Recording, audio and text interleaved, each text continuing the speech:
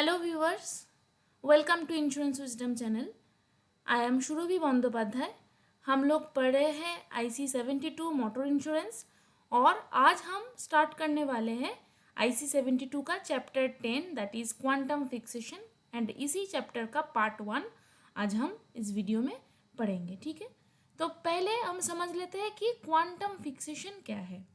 Motor insurance में victim को जो कॉम्पेंसेशन दिया जाता है उसका अमाउंट किस तरह से डिसाइड किया जाएगा, यानी किस तरह से वो अमाउंट फिक्स किया जाएगा, इसी प्रोसेस को क्वांटम फिक्सेशन कहा जाता है। ठीक है, तो सबसे पहले हम देख लेते हैं असेसमेंट ऑफ कॉम्पेंसेशन।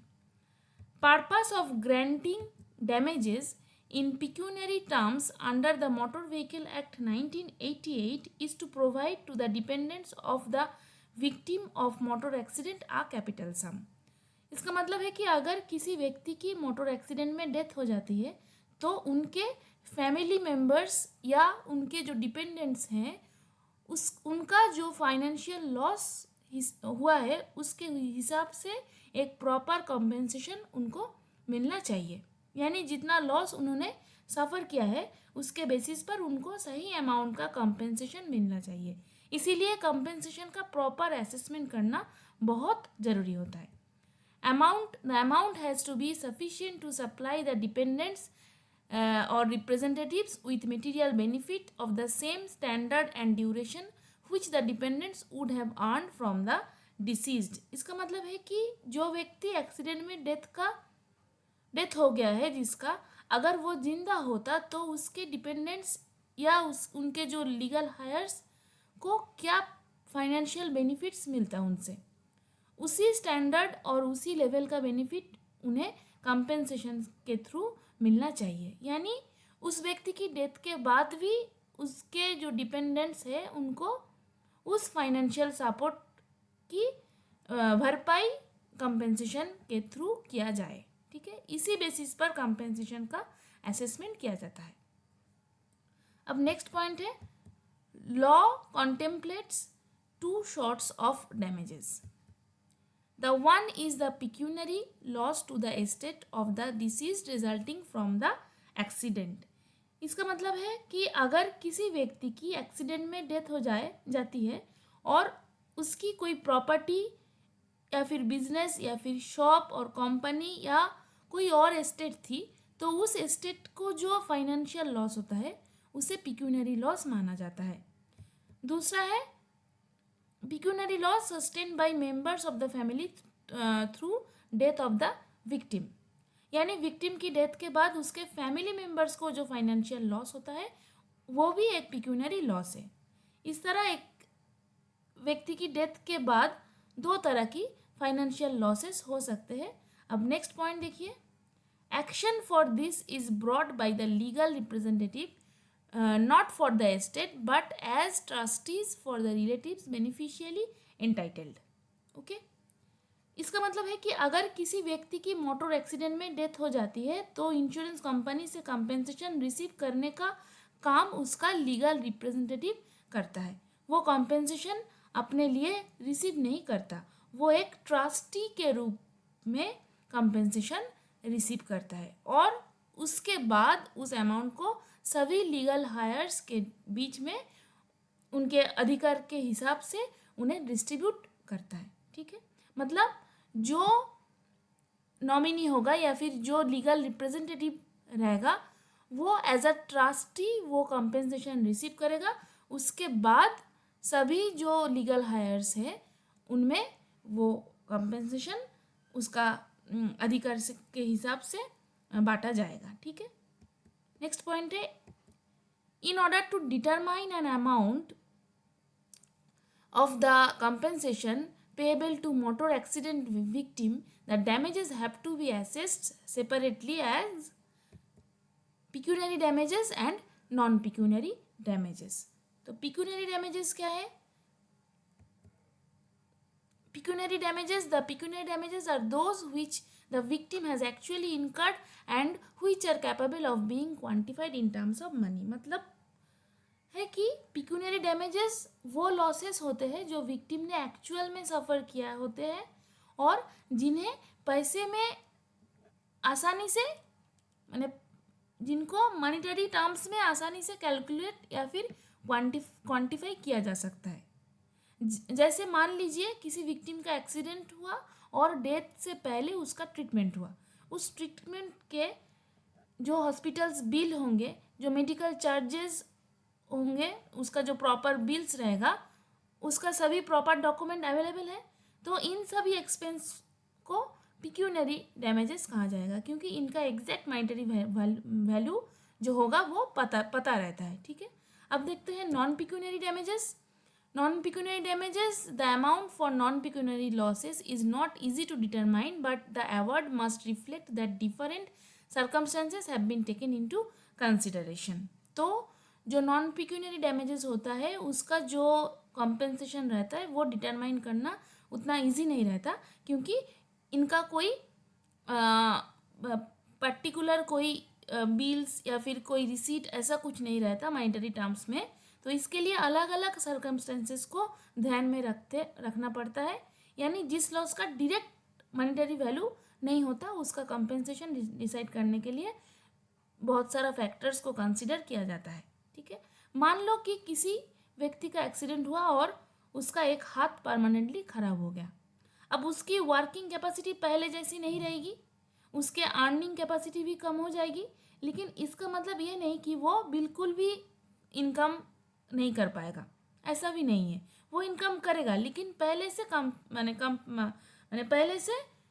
पहले के कंपैरिजन में वो इनकम घट जाएगा। अब उसकी अर्निंग कितनी कम होगी और उसके हिसाब से कितना कंपेंसेशन दिया जाना चाहिए ये डिटरमाइन करना पड़ता है।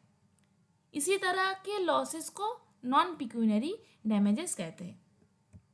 अब देखिए कि सुप्रीम कोर्ट ने क्या ऑब्जर्व किया है। Supreme court has observe that whenever compensation is to be awarded for pain and suffering and loss of amenities of life, special circumstances of claimant are taken into account, including his age, unusual deprivation he has suffered and the effect thereof on his life.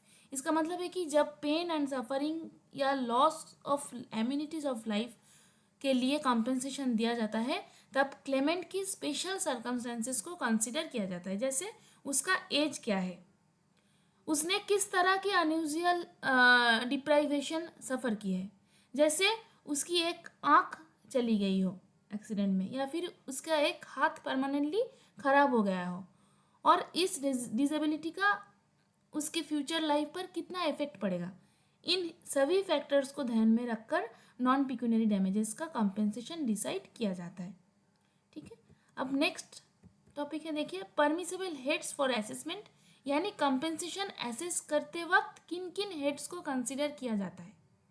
सबसे पहले है in case of death, loss of dependency. अगर किसी व्यक्ति की accident में death हो जाती है और उसके ऊपर उसकी फैमिली मेम्बर्स फाइनेंशियली डिपेंड करते थे, तो उस व्यक्ति की डेथ के बाद उनका फाइनेंशियल सपोर्ट जो उसका जो फैमिली मेम्बर्स है उनका फाइनेंशियल सपोर्ट ख़त्म हो जाता है। इसी फाइनेंशियल लॉस को लॉस ऑफ डिपेंडेंसी कहा जाता है। ठीक है, इसलिए जो डिपेंडेंट्स डिसीज्ड के ऊपर डिपेंडेंट था उन्हें इस हेड के अंदर कॉम्पेंसेशन दिया जाता है। नेक्स्ट है लॉस ऑफ एक्सपेक्टेंसी। मान लीजिए किसी व्यक्ति की एक्सीडेंट के टाइम उसका एज था 40 ईयर्स। अगर वो जिंदा रहता तो अगले कुछ सालों में उसकी सैलरी बढ़ सकती थी, या उसका बिजनेस, अगर वो बिजनेस करता था तो उसका बिजनेस भी और ज़्यादा ग्रो कर सकता था। लेकिन डेथ होने के बाद फ्यूचर में इनकम बढ़ने की जो पॉसिबिलिटी थी वो ख़त्म हो गई। इस फ्यूचर अर्निंग अपॉर्चुनिटी के लॉस हो गया, फ्यूचर में जो अर्निंग का जो अपॉर्चुनिटी था वो भी लॉस हो गया, उसका भी एक लॉस हो गया, तो उसे कहा जाता है loss of expectancy. Okay, next है loss of consortium. That is, इसका मतलब है कि डिसीज्ड का अपने स्पाउस या फैमिली के साथ जो कंपेनियनशिप था, जो केयर था, जो रिलेशनशिप था, उसका लॉस हो गया। अगर किसी व्यक्ति की डेथ हो जाती है तो उसका फैमिली मेम्बर्स को इस लॉस के लिए भी कंपेंसेशन दिया जा सकता है। माने though there is no monitorial value of the of this loss, of this kind of loss, लेकिन फिर भी एक कंसिडर करके कोर्ट से इसका भी एक अवार्ड डिसाइड किया जाता है, ठीक है, इसके लिए भी। अब अगला हेड देखते हैं, that is funeral expenses. Funeral expense का मतलब है कि किसी व्यक्ति की डेथ के बाद उसके अंतिम संस्कार या फ्यूनरल से रिलेटेड जो खर्चा होता है उसके लिए भी कंपेंसेशन दिया जाता है।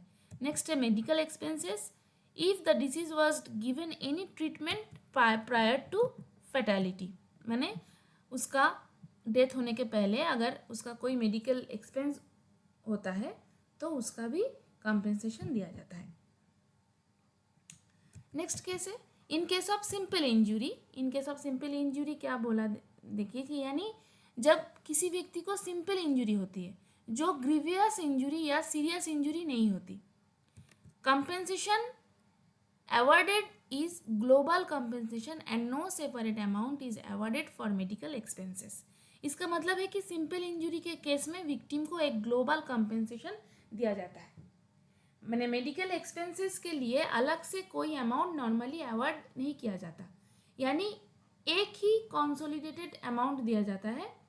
लेकिन एक इम्पॉर्टेंट पॉइंट है कि हाउएवर इफ एनी एक्सरे और scanning is done, actual expenses incurred will be reimbursed in addition to global compensation. यानी अगर विक्टिम का एक्सरे या कुछ भी अदर कोई भी टेस्ट जैसे कि स्कैनिंग ऐसा कुछ कराया गया था तो उसका एक्चुअल जो एक्सपेंस हुआ है जिसका बिल भी रहेगा वो अलग से, माने ग्लोबल जो कंपेंसेशन रहेगा उसके अलग से वो तो मिलेगा ही, और अलग से अगर ऐसा कुछ टेस्ट या फिर ऐसा कुछ ज़रूरी कुछ रिपोर्टिंग ऐसा कुछ किया गया है तो वो भी अलग से रिएम्बर्स किया जाएगा। इसके लिए विक्टिम को उसका जो ओरिजिनल बिल है वो प्रोड्यूस करना होगा, ठीक है।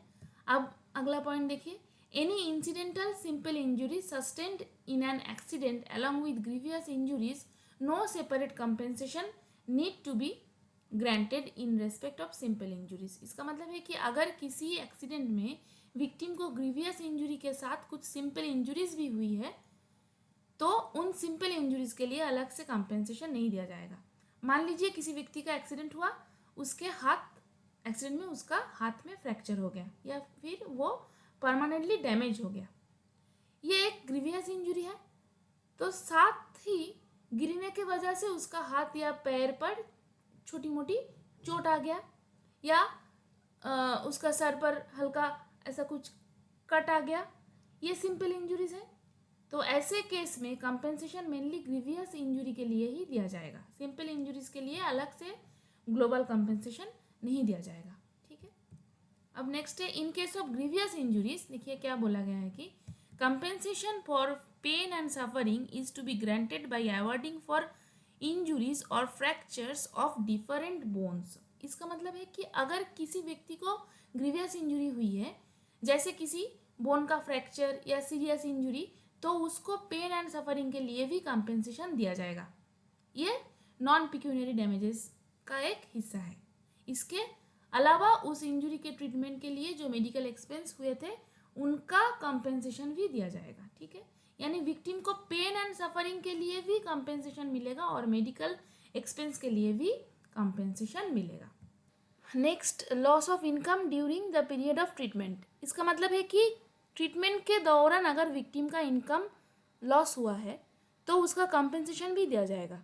मान लीजिए किसी व्यक्ति को ग्रीवियस इंजरी हुआ है और डॉक्टर ने उसे 6 मंथ्स के लिए कंप्लीट रेस्ट प्रिस्क्राइब कर दिया है, तो इस पीरियड में वो काम नहीं कर पाएगा और उसका इनकम टोटली बंद हो जाएगा या फिर इनकम घट जाएगा। तो इसी ट्रीटमेंट पीरियड के दौरान जो लॉस ऑफ इनकम हुआ है उसका कंपेंसेशन भी पेएबल होगा। एक्चुअल और नोशनल वेजेस और salary for the period of treatment is to be granted, यानी ट्रीटमेंट के पीरियड में विक्टिम की एक्चुअल वेजेस, सैलरी या नोशनल इनकम जो भी एप्लीकेबल हो उसका कंपेंसेशन दिया जाएगा। Loss of future earning capacity on account of permanent disability is computed when there is functional disability, okay। तो loss of future earning capacity on account of permanent disability, इसका मतलब क्या है कि अगर एक्सीडेंट की वजह से विक्टिम को परमानेंट डिसेबिलिटी हो जाती है और उसके काम करने की कैपेसिटी परमानेंटली अफेक्ट हो जाती है, तब loss of future earning capacity का कंपेंसेशन कैलकुलेट किया जाता है। यानी अगर किसी व्यक्ति का एक्सीडेंट में एक हाथ चला गया है या एक आँख की रोशनी चली गई है तो उसकी फंक्शनल डिसेबिलिटी हो गई। अब वो पहले की तरह काम कभी नहीं कर पाएगा, उसके working capacity will be diminished. Okay, तो उसके earning capacity also will be diminished. तो पहले वो जितना इनकम कर सकता था अब वो उतना नहीं कर पाएगा, तो इसीलिए फ्यूचर में उसकी जो अर्निंग डिमिनिश होगा, जो डिक्रीज हो जाएगा, उस लॉस का कंपनसेशन भी दिया जाएगा। Next is future medical expenses. अगर इंजरी ऐसी है जिसके लिए फ्यूचर में भी ट्रीटमेंट या फिर मेडिकल केयर की ज़रूरत पड़ेगी तो उसके फ्यूचर मेडिकल एक्सपेंस का कंपनसेशन भी दिया जाएगा। मान लीजिए किसी विक्टिम को परमानेंट डिसेबिलिटी हो गई और उसको लाइफ भर मेडिसिन, फिजियोथेरेपी या रेगुलर ट्रीटमेंट की ज़रूरत पड़ेगी, तो फ्यूचर में होने वाले जो मेडिकल एक्सपेंस रहेगा उसका भी कंपेंसेशन इंक्लूड किया जाएगा। ठीक है, next is future unhappiness and loss of amenities. It depends upon nature of lasting disability और डिसफिगरमेंट। इसका मतलब है कि फ्यूचर अनहैप्पीनेस और लॉस ऑफ इम्यूनिटी का कंपेंसेशन इस बात पर डिपेंड करता है कि डिसेबिलिटी या डिसफिगरमेंट कितनी सीरियस है और कितने समय तक वो रहेगी। यानी अगर डिसेबिलिटी परमानेंट है और पूरी लाइफ अफेक्ट करेगी तो उस हिसाब से कंपेंसेशन ज़्यादा हो सकता है, और अगर डिसेबिलिटी टेम्पोररी हो और कुछ समय के बाद वो रिकवर कर पाएगा तो उस हिसाब से कंपेंसेशन डिसाइड किया जाएगा। इसीलिए विक्टिम की डिसेबिलिटी उसकी फ्यूचर लाइफ को कितना अफेक्ट करेगी, इसी बेसिस पर फ्यूचर अनहैप्पीनेस और लॉस ऑफ इम्यूनिटी या लॉस ऑफ इम्यूनिटी का कंपेंसेशन दिया जाता है। ठीक है, next is loss of marital prospects depends upon gravity of threat to marital prospects. इसका मतलब है कि अगर एक्सीडेंट की वजह से विक्टिम की शादी होने की जो पॉसिबिलिटी था या फिर मैरिटल जो प्रोस्पेक्ट्स पर जो सीरियस इफेक्ट पड़े तो उसके लिए भी कंपेंसेशन दिया जाता है। मान लीजिए किसी व्यक्ति को परमानेंट डिसेबिलिटी या डिसफिगरमेंट हो गई जिससे उसके मैरिज प्रोस्पेक्ट बहुत कम हो गया या फिर ख़त्म हो गए, तो ये भी उसके लिए एक सीरियस पर्सनल लॉस माना जाता है और इसके हेड के अंदर भी, इसी हेड के अंदर भी कंपेंसेशन अवॉर्ड किया जाता है। Next is loss of academic year in education. मान लीजिए कोई स्टूडेंट किसी एजुकेशनल इंस्टीट्यूट में एडमिशन ले चुका था, उसने एडमिशन फीस और बाकी सारे जो चार्जेस थी वो भी पे कर दिया था, लेकिन उसके बाद उसका कोई एक्सीडेंट हो गया है और वो पूरा एकेडमिक ईयर जो था वो उसके वजह से, एक्सीडेंट के वजह से वो एकेडमिक ईयर वो अटेंड नहीं कर पाया, तो इस वजह से एक पूरा एकेडमिक ईयर उसका वेस्ट हो गया और उसने जो फीस जो पेमेंट किया था, जो एडुकेशंस के लिए जो एक्सपेंस किया था, वो भी सब लॉस हो गया।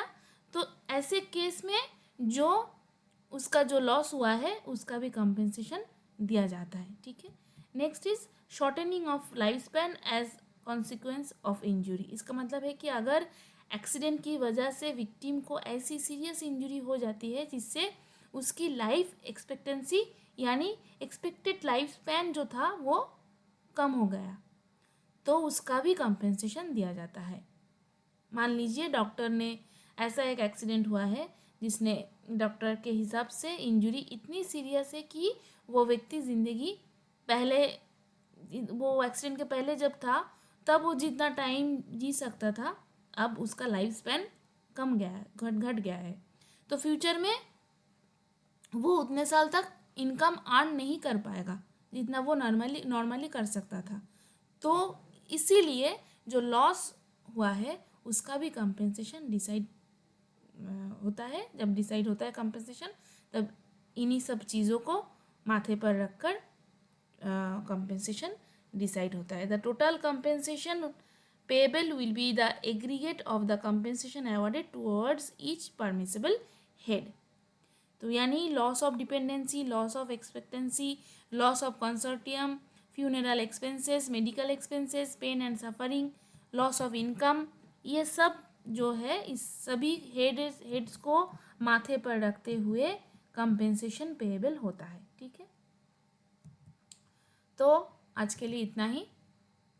अगर आपको ये वीडियो हेल्पफुल लगा हो तो वीडियो को लाइक ज़रूर कीजिए, अपने फ्रेंड्स के साथ, अपने कॉलीग्स के साथ शेयर कीजिए, और अगर अभी तक चैनल को सब्सक्राइब नहीं किया है तो इंश्योरेंस विजडम चैनल को सब्सक्राइब ज़रूर कर लीजिए, ताकि IC72 और बाकी सारे जो सब्जेक्ट्स हम यहाँ पे पढ़ेंगे उसका वीडियो सबसे पहले आप तक पहुँच जाए। ठीक है, तो मिलते हैं इसका नेक्स्ट वीडियो में इसी चैप्टर का नेक्स्ट पार्ट के साथ। तो थैंक यू फॉर वॉचिंग।